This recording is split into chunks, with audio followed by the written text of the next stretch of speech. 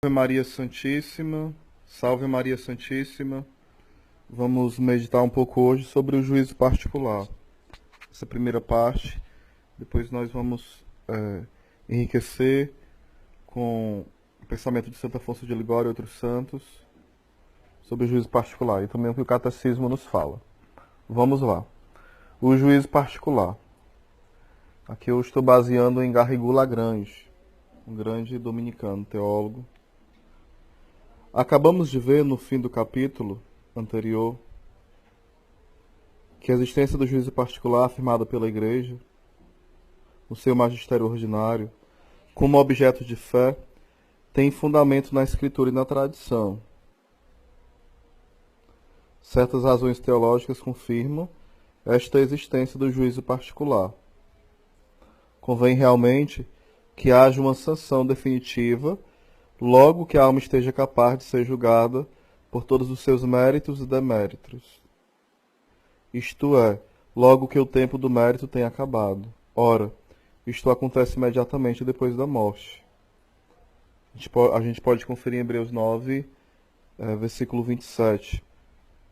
De resto, se tal juízo não existisse, ela permaneceria na incerteza até o juízo final, o que parece contrário à sabedoria de Deus, assim como a sua misericórdia e a sua justiça.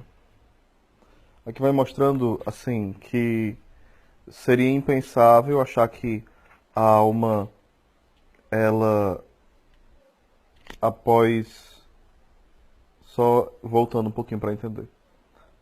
Aqui está fundamentando o juízo particular, e antes esse autor já tinha fundamentado na Escritura, que é o que nós faremos depois.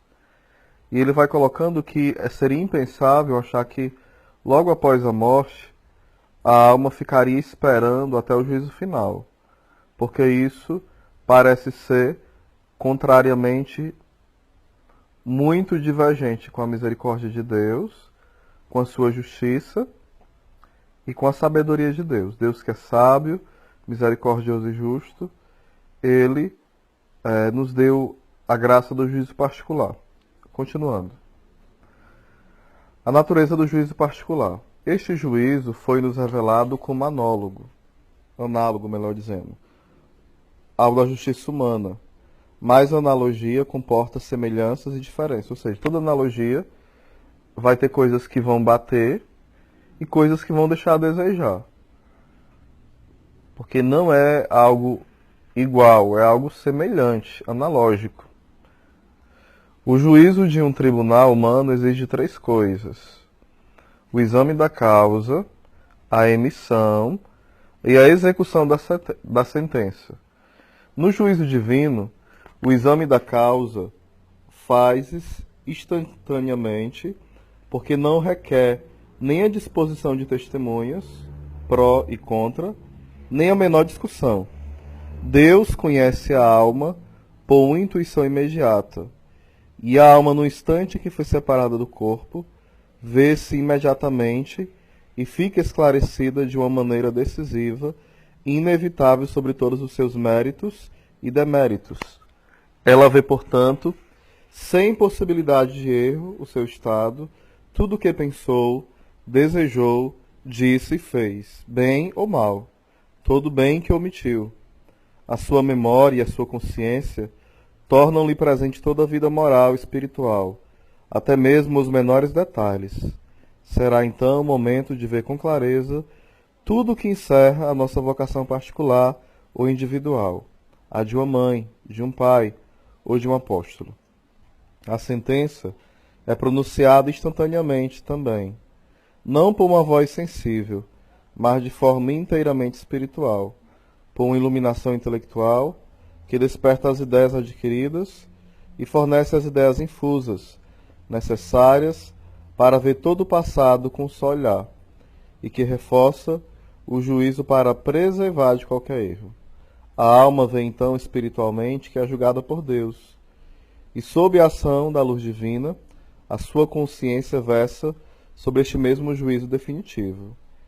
Isto opera-se no primeiro instante na separação do corpo, de modo que desde que possa dizer-se que uma pessoa morreu, pode dizer-se também que foi julgado. A execução da sentença é também imediata.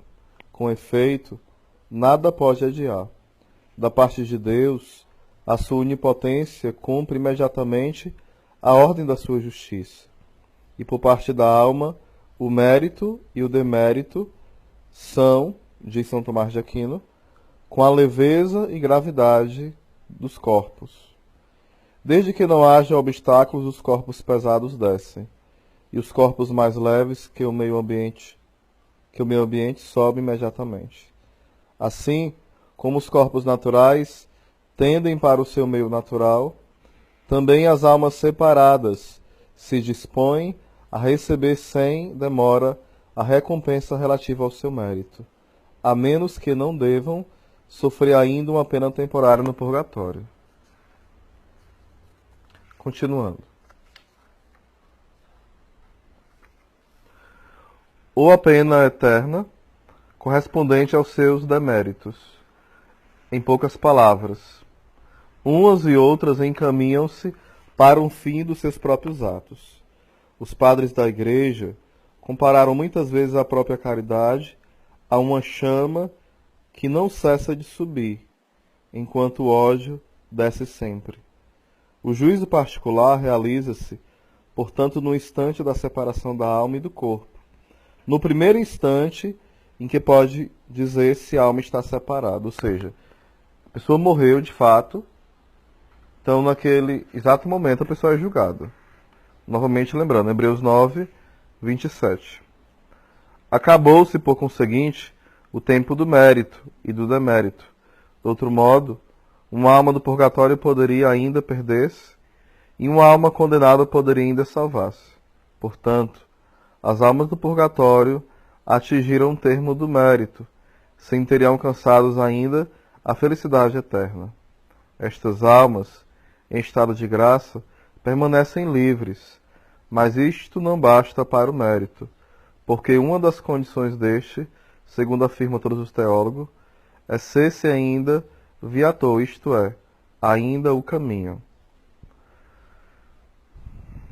No momento do juízo particular, a alma não vê Deus intuitivamente. Se o visse desse modo, seria já bem-aventurada. Também não vê a humanidade de Cristo, salvo por um privilégio especial, mas através de uma luz infusa, conhece Deus como juiz soberano e também o Redentor como juiz dos vivos e dos mortos. Os pregadores, na exposição desta doutrina, servem-se muitas vezes, a exemplo dos padres, de símbolos para tornarem mais acessível a todos e mais penetrante, ou seja, mais impactante, que mexa mais com o coração da pessoa, que a leve a uma compulsão, a um arrependimento, a um desejo de mudança de vida de forma radical. É o que nós vamos trabalhar quando formos trabalhar o texto de Santo Afonso Maria de Ligório.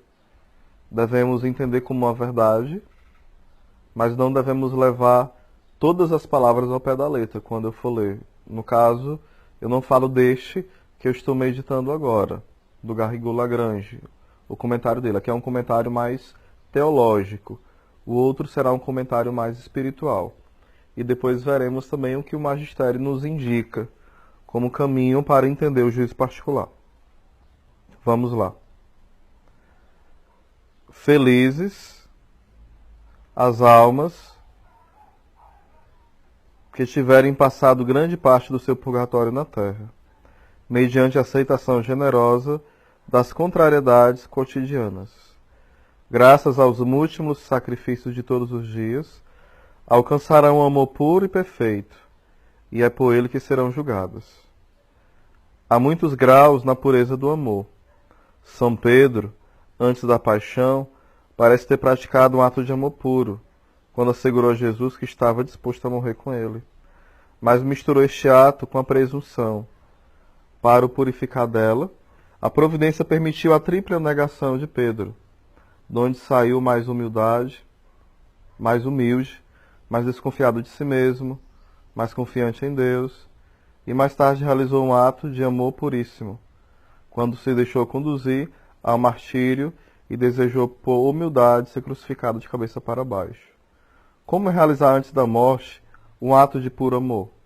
Não é fazendo esforços de pensamento ou intensificando a vontade que se consegue dar mais força ao amor, mas sim fazendo generosamente muitos sacrifícios, aceitando de bom grado as provações. Se assim for, o Senhor aumentará enormemente em nós a caridade infusa, preparando-nos assim para o juízo particular. Encontraremos em Jesus mais um amigo que um juiz. Deus dará a cada um segundo as suas obras, e o juiz particular fixar-nos-á na nossa salvação eterna. Mas nada disso dispensa o juízo final. O homem não é apenas uma pessoa individual, mas também um membro da sociedade humana. Deve, portanto, ser julgado por aqueles atos que exerceram uma influência boa ou má, ou menos durável. Vejamos o que a revelação nos diz a este propósito. Que o Senhor nos conceda a graça também do santo temor e possamos nos preparar para o dia da morte. Amém.